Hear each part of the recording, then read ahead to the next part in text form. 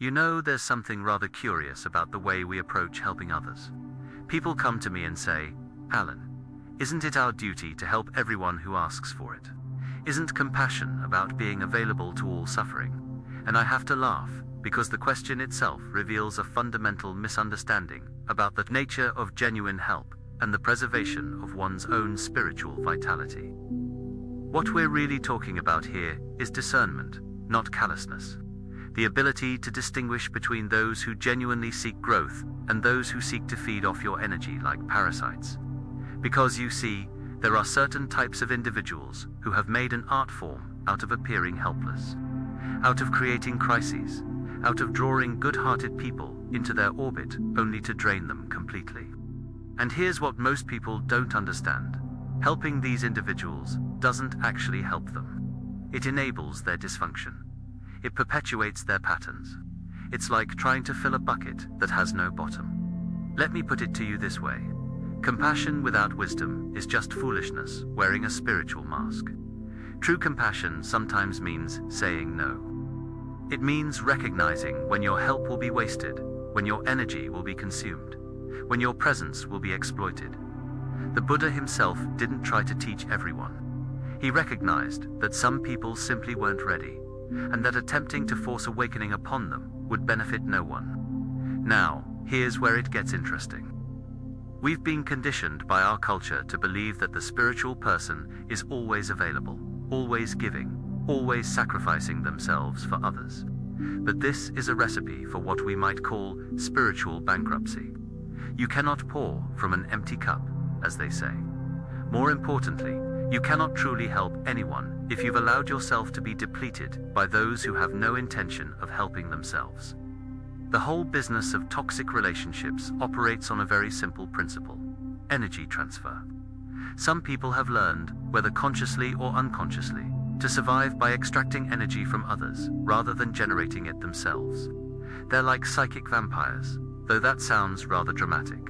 So let's examine these 6 types that you must learn to recognize and, quite frankly, avoid expending your precious life force upon. Not out of cruelty, you understand, but out of the wisdom of self-preservation and the recognition that your energy is finite and sacred. The first type is what I call the chronic victim. Now, everyone experiences genuine hardship. Life includes suffering, as the Buddha correctly observed. But the chronic victim has made suffering their identity. They collect grievances, like some people collect stamps. You see, for the chronic victim, every solution you offer becomes a new problem. Every door you open, they find a reason not to walk through. They ask for advice constantly, but they never take it. And there's a very good reason for this. They don't actually want solutions. What they want is an audience for their suffering, someone to validate their victimhood, someone whose energy they can feed upon through endless dramatic retellings of their woes. I remember a woman who came to my lectures for years. Every single week, she would corner me afterward with the same problem: her difficult relationship with her mother. I offered her perspective after perspective, suggested books, recommended therapists, explained how attachment and expectation create suffering. And every week, without fail, she would return with the identical complaint, as if we'd never spoken before. It finally dawned on me that she had no interest in resolving the situation. The problem itself had become her purpose. The chronic victim drains you because they create a sense of urgency and crisis that demands your attention. They make you feel like you're the only one who can save them. But the truth is, no one can save them because they're not actually drowning. They're standing in 3 feet of water, screaming for a lifeguard. The second type is the energy vampire with manufactured chaos. This is a particularly insidious character. Unlike the chronic victim, who suffers passively, this type actively creates crisis after crisis, emergency after emergency, always pulling you into their whirlwind of dysfunction. You'll notice a pattern with these individuals. The moment things stabilize in their life, the moment peace threatens to break out, suddenly there's a new catastrophe. They lose their job, or their car breaks down, or they have a mysterious illness, or there's some dramatic confrontation with another person. And it always requires your immediate attention and assistance. Let me put it to you this way. Some people are addicted to adrenaline and drama, the way others are addicted to alcohol or drugs. Chaos is their natural habitat. They feel uncomfortable in peace. Stability feels boring to them, empty even. So they unconsciously sabotage any movement toward equilibrium. And here's the truly exhausting part. They want you in the chaos with them. They need witnesses to their drama. They need people to rush in and rescue them, to drop everything and attend to their latest emergency. Your calm presence makes them feel exposed, so they work to destabilize you too. I once knew a man who had something go wrong every single Friday, and I mean every Friday without exception. Just as the week was ending and rest was in sight, there would be a new disaster. It took me far too long to recognize the pattern. He couldn't tolerate the thought of a peaceful weekend. He needed crisis to feel alive. Those of us who kept responding to his emergencies were simply enabling his addiction to chaos. The third type is what I might call the bottomless pit of need. Now, we all have needs, and healthy relationships involve mutual support. But the bottomless pit operates from a place of fundamental emptiness that no amount of external input can ever fill. You see, these individuals have never developed an internal sense of wholeness or self-sufficiency. They look to others to provide what they believe they lack: worth, identity, purpose, validation, entertainment, direction. They're constantly asking, "What should I do? What do you think? Can you help me with this?" Not occasionally, as we all do, but as their primary mode of existing in the world. The exhausting thing about the bottomless pit is that nothing you give is ever enough. You offer them 5 hours of your time, and they need 6. You help them solve one problem, and 2 more immediately appear. You give them validation, and they need it again tomorrow, and the day after, and the day after that. There's no reciprocity with this type because they have nothing to give back. They're not in relationship with you. They're in extraction mode. Every conversation circles back to them, their needs, their problems, their feelings. And if you ever have the audacity to have a need of your own, they're suddenly unavailable, or they turn it into something about them. I remember a young man who would call me at all hours, asking for guidance on every minor decision in his life. Should he take this job or that one? Should he date this person or that person? Should he move to this city or that city? At first, I thought I was being helpful by discussing each decision thoughtfully. But I slowly realized that he never actually made decisions based on our conversations. He would simply collect opinions from various people, become more confused, and need more help deciding. The process itself was the point, not the outcome. The fourth type is the controller in victim's clothing. This is perhaps the most manipulative of all the types, because they disguise their controlling behavior as helplessness. They use your compassion as a weapon against you. You see, these individuals have discovered that they can control others through appearing weak and needy. They make themselves so helpless that you feel obligated to step in and manage their life for them. And once you do, you're trapped, because now they need you. And if you try to step back, they make you feel guilty for abandoning them in their vulnerable state. Let me put it to you this way. Genuine vulnerability is a beautiful thing. It's honest, it's temporary, and it invites authentic connection. But manipulative helplessness is a trap. It's a strategy to get others to do what you want without having to ask directly or take responsibility for your own life. The controller in victim's clothing specializes in creating situations where you feel like you have no choice but to help. They'll forget how to do things they used to do perfectly well. They'll develop mysterious ailments that prevent them from taking care of basic responsibilities. They'll make poor decisions and then need you to rescue them from the consequences. And here's the truly clever part. If you refuse to help, they make you the villain. They tell others how you abandon them in their time of need. They position themselves as the innocent victim of your cruelty. They never acknowledge that they're perfectly capable. They've just chosen to be helpless because it works. I knew a woman who, at 50 years old, claimed she couldn't manage her own finances and needed her adult daughter to handle everything. Yet this same woman had successfully run a household, raised children, and held employment for decades. The selective incompetence was remarkable. She could do anything she wanted to do, but anything she didn't want to do suddenly became impossible without help. And the daughter, trapped by guilt and obligation, spent years managing an adult's life while her own life withered. The fifth type is the taker who plays scorekeeper. Now, this is a fascinating psychological maneuver. These individuals operate from a transactional view of relationships, but the ledger is always weighted in their favor. You see, the taker who plays scorekeeper remembers every tiny thing they've ever done for you and conveniently forgets every major thing you've done for them. They bring up that time they gave you a ride to the airport 5 years ago, but somehow your years of emotional support, financial help, or actual sacrifice don't register on their internal balance sheet. They'll do small favors for you, often unasked for, specifically so they can call in much larger favors later. It's an investment strategy. They're buying leverage over you, though they dress it up as generosity. And when you don't reciprocate at the level they expect, you're ungrateful. You're using them. You're a bad friend. Let me put it to you this way. Genuine generosity has no strings attached. When you help someone from a place of authentic care, you don't keep score. You don't catalog your good deeds to use as currency later.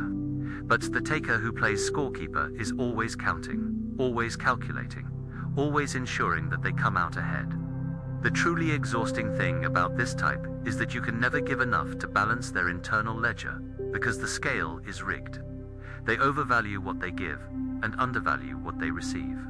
That $20 they lent you is somehow equivalent to the month you let them stay in your home. That advice they offered is somehow equivalent to the job opportunity you gave them. I remember a colleague who would remind me, with stunning regularity, that he had once introduced me to a publisher. This introduction, which took him perhaps 5 minutes and resulted in nothing, was apparently equivalent in his mind to the countless hours I spent editing his work, connecting him with opportunities, and supporting his career. The lack of proportionality was almost comical. But he genuinely believed I was in his debt, and he wasn't shy about attempting to collect. The sixth and final type is what I call the spiritual bypasser. This is particularly relevant in circles interested in consciousness and awakening, so listen carefully. The spiritual bypasser uses spiritual concepts and language to avoid taking responsibility for their behavior and its impact on others. You see, they'll talk endlessly about oneness and non-judgment and letting go of the ego. But they use these concepts as shields against accountability. When you point out that they've hurt you, they tell you you're too attached to your emotions. When you express a need, they tell you you're not being present. When you set a boundary, they accuse you of being unenlightened. Let me put it to you this way. Genuine spiritual understanding makes you more responsible, not less. It makes you more sensitive to your impact on others, not less. But the spiritual bypasser has discovered that spiritual language can be weaponized to avoid the difficult work of actual growth and relationship. They'll cancel plans at the last minute because they're honoring their energy. They'll refuse to apologize for harmful behavior because it's all perfect as it is. They'll ghost people who need them because they're releasing attachments. It's a kind of spiritual narcissism, where enlightenment concepts become another way to center themselves and dismiss others. The spiritual bypasser is exhausting because you can never address real issues with them. Everything gets translated into spiritual jargon that makes you the problem for having human needs or feelings. They position themselves as more evolved, more conscious, more awake, while using these claims to avoid the basic requirements of being a decent human being. I knew a man who left his wife and children with almost no support, financial or otherwise. When confronted, he explained that he was following his bliss and releasing attachment to societal conditioning about family. Obligations, he spoke beautifully about living in the now and trusting the universe. Meanwhile, his actual human family struggled with the consequences of his enlightenment. The disconnect between his spiritual language and his ethical behavior was staggering. Now, here's what you need to understand about all 6 of these types. They will drain you if you let them. Not because they're evil or malicious, necessarily, but because they're operating from patterns of dysfunction that are self-perpetuating. Your help doesn't help them, it enables them. Your compassion becomes their fuel. You see, there's a fundamental difference between helping someone who's genuinely committed to growth and being used by someone who's committed to their dysfunction. The person committed to growth will take your help and build upon it. They'll show progress. They'll eventually need less help, not more. They'll express genuine gratitude and find ways to contribute back. But the 6 types I've described will always need more. The help you give disappears into a void. There's no progress, no growth, no eventual independence. Instead, they become more dependent, more demanding, more convinced that you're responsible for their well-being. Let me put it to you this way. You have a finite amount of life energy. Every moment you spend, every bit of attention you give, every emotional investment you make, these are withdrawals from a limited account. You will die someday. Your time here is precious and bounded. The question you must ask yourself is, do you want to spend this irreplaceable resource on people who use it to maintain their dysfunction, or on people who use it to grow? This isn't about being cruel or withholding help from those who genuinely need it. The Buddha helped many people, but he also walked away from those who weren't ready to receive his teaching. Jesus helped many people, but he also told his disciples to shake the dust from their feet when leaving towns that rejected them. Every wisdom tradition recognizes that discernment is essential. Compassion without wisdom isn't really compassion at all. It's just codependency, wearing a spiritual mask. True compassion sometimes means allowing people to experience the consequences of their choices. It means refusing to be drawn into dysfunction. It means protecting your own spiritual well-being, so that you can genuinely help those who are ready to be helped. And here's the paradox. When you stop helping these 6 types, you're actually doing them a favor, though they'll never see it that way. You're removing yourself as an obstacle to their growth. As long as someone is always there to rescue them, to provide for them, to manage the consequences of their behavior, they have no reason to change. The chronic victim needs to discover that they can actually solve their own problems. The manufacturer of chaos needs to experience the real cost of their drama. The bottomless pit needs to develop internal resources. The controller needs to take responsibility for their own life. The scorekeeper needs to learn genuine reciprocity. And the spiritual bypasser needs to face the gap between their concepts and their behavior. Your job isn't to force these realizations upon them. Your job is simply to stop preventing them by continually absorbing the consequences that are rightfully theirs. Step back, create distance, protect your energy. This isn't abandonment, it's wisdom. This isn't cruelty, it's clarity. Now, you might be wondering how to actually identify these types in your life. Because they don't usually announce themselves, do they? No one introduces themselves by saying, "Hello, I'm a chronic victim who will drain all your energy while making no progress whatsoever." The key is to watch patterns over time. One crisis doesn't make someone a manufacturer of chaos. One request for help doesn't make someone a bottomless pit, but patterns reveal truth. Does the person show progress? Do they implement advice? Do they take responsibility? Do they reciprocate care? Do their words match their actions? Pay attention to how you feel after interactions with them. Genuine helping, even when difficult, has a quality of mutual growth and satisfaction. You feel tired, perhaps, but fulfilled. But when you're dealing with one of these 6 types, you feel drained. You feel frustrated. You feel like you're spinning your wheels. You have a vague sense of being used, even if you can't quite articulate why. Trust those feelings. Your body knows things your mind tries to rationalize away. If you consistently feel worse after trying to help someone, that's information. If you dread their calls or messages, that's information. If you find yourself making excuses to avoid them, that's information. Let me put it to you this way. You're not responsible for fixing everyone. You're not responsible for saving everyone. You're not even responsible for helping everyone who asks. Your primary responsibility is to maintain your own spiritual health, so that when you do choose to help, you're helping from abundance, not from depletion. You're helping from wisdom, not from compulsion or guilt. The awakened person understands that energy is real. Attention is real. Time is real. And these things are finite and precious. Spending them on people who will waste them isn't compassionate, it's foolish. It's like a doctor who refuses to triage patients and tries to treat everyone equally, regardless of the likelihood of survival or recovery. Some triage is necessary. Some discernment is essential. Now, I can already hear the objections. But Alan, what about unconditional love? What about seeing the Buddha nature in everyone? What about not judging? These are good questions, but they miss the point. You can see the Buddha nature in someone and still choose not to be drained by their dysfunction. You can love someone unconditionally and still establish boundaries.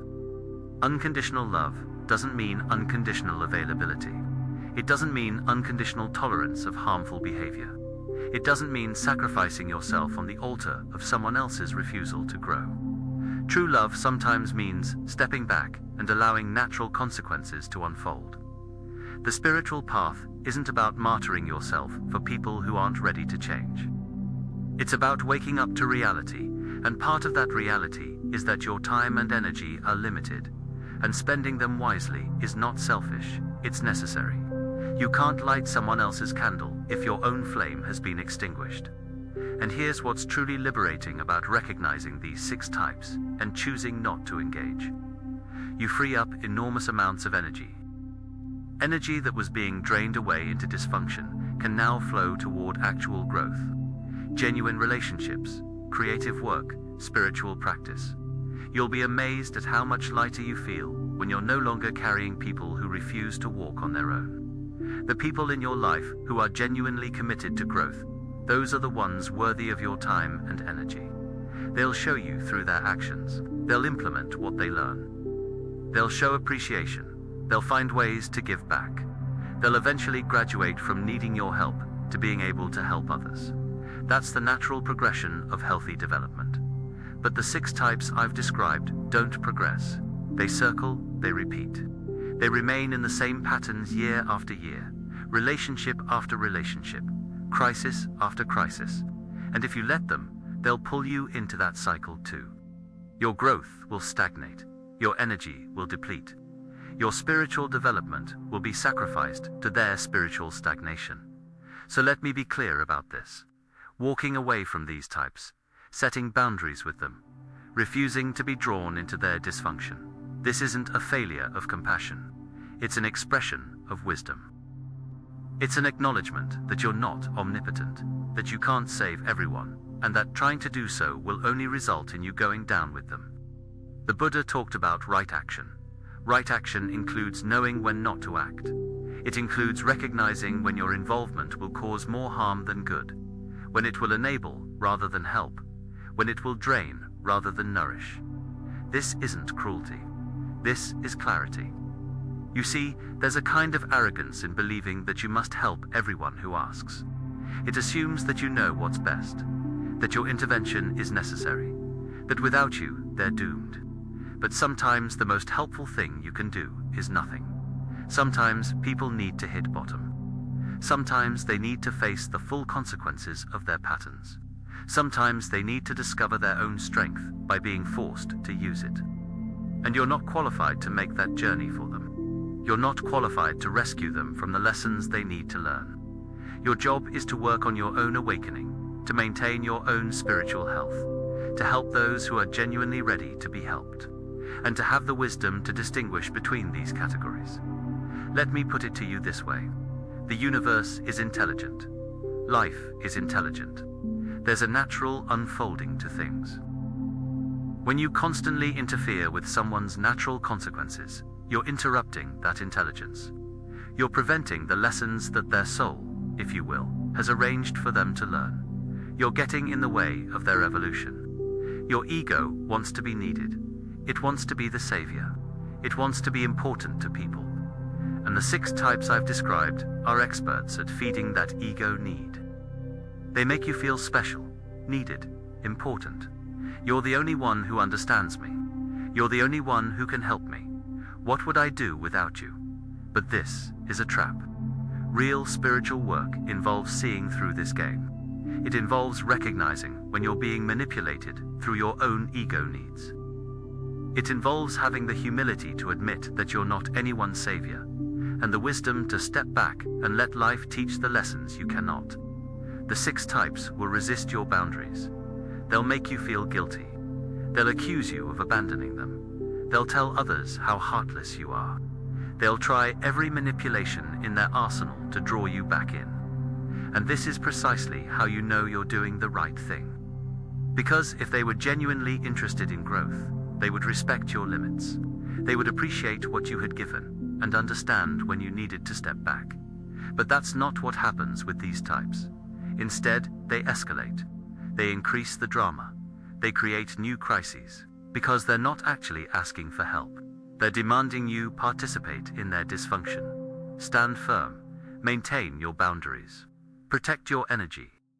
You're not abandoning anyone. You're simply choosing not to abandon yourself. You're choosing to honor your own spiritual journey, your own well-being, your own finite life. And here's what you'll discover. When you stop giving energy to dysfunction, you'll have so much more energy for life, for genuine connection, for creativity, for joy, for people who actually receive what you offer and grow from it, for your own spiritual development, for being present to the beauty of this moment. The space that was taken up by drama and crisis and endless neediness suddenly becomes available for what actually matters. You'll find yourself with time to meditate, to contemplate, to simply be. You'll find yourself able to help people who genuinely benefit from your help. You'll find yourself in relationships characterized by mutual growth rather than one-sided depletion. This is what spiritual maturity looks like. Not trying to save everyone. Not martyring yourself for people who refuse to save themselves. Not confusing enabling with compassion. But instead, having the wisdom to discern where your energy can actually make a difference. And the courage to protect your energy from those who would waste it. You know, the interesting thing is that when you stop helping the 6 types, sometimes, though not always, they finally begin to help themselves. When they can no longer extract energy from you, they're forced to find it within themselves. When their crises no longer summon a rescue party, they learn to prevent or handle crises. When their manufactured helplessness no longer works, they discover their actual competence.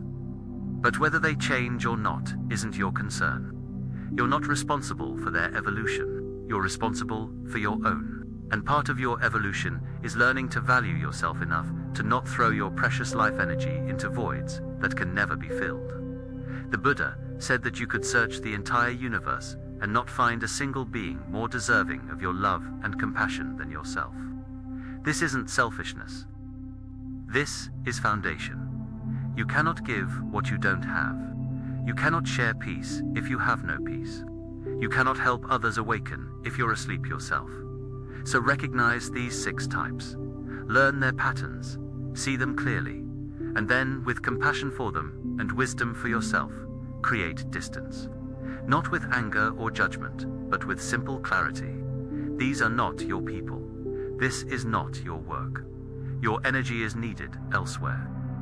You'll know you're on the right path when you feel lighter, when you have energy for what matters, when you're able to be present without being drained, when you can help people who actually benefit from your help, when your life becomes about growth rather than rescue, and perhaps most importantly, you'll discover that you're not actually responsible for as many people as you thought. The universe is managing quite well without you controlling it. People's journeys are their own. Your journey is yours. And the most powerful thing you can do for the world is to walk your own path with integrity. Help those who are genuinely helped by it, and allow everyone else the dignity of their own experience. That's the liberation. That's the awakening. Not in trying to save everyone, but in recognizing that you can't, that you don't need to, and that your life is too precious to be spent on those who have no intention of actually growing. Your time is finite. Your energy is real. Your life is happening now. Spend it wisely. These words are, of course, just words. More concepts, more ideas, more menu items rather than the meal itself. The actual work is in the living of it, the moment-to-moment choice to honor your own well-being, to discern wisely, to help from abundance rather than depletion. But perhaps these words can point you toward that recognition. Perhaps they can help you see patterns you've been trapped in. Perhaps they can give you permission to do what you already knew was necessary but felt too guilty to do. Protect yourself, honor yourself, and recognize that your life and energy are sacred gifts not to be squandered on those who will waste them.